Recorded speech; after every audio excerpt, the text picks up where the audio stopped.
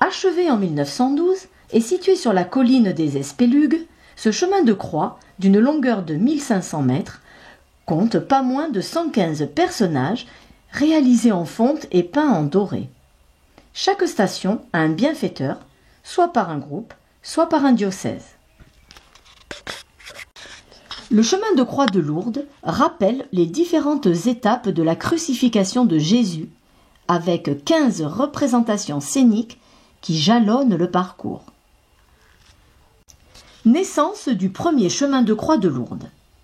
On y retrouve toutes les étapes de la crucifixion, illustrées par des statues, soit à taille réelle, soit avec des dimensions plus grandes encore.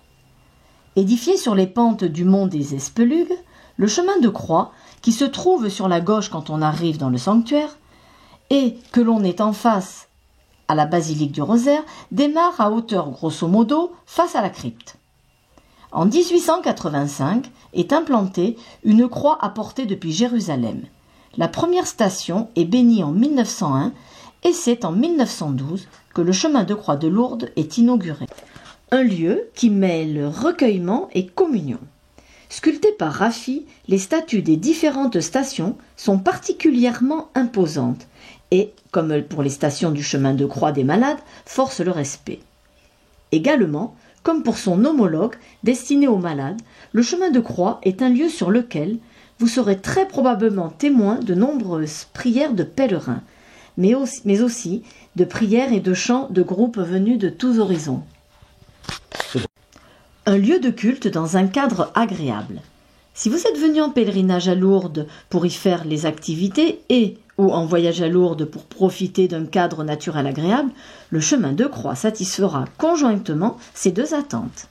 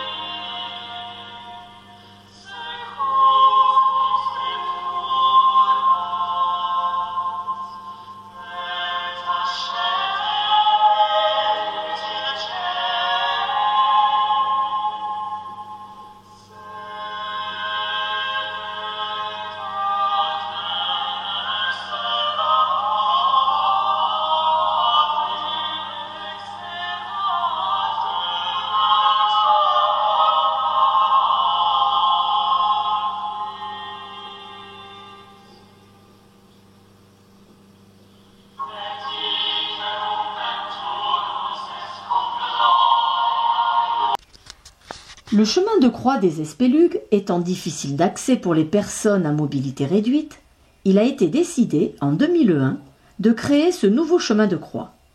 Réalisé par Maria de Feycode, il comporte 17 stations réalisées dans des monoblocs de marbre.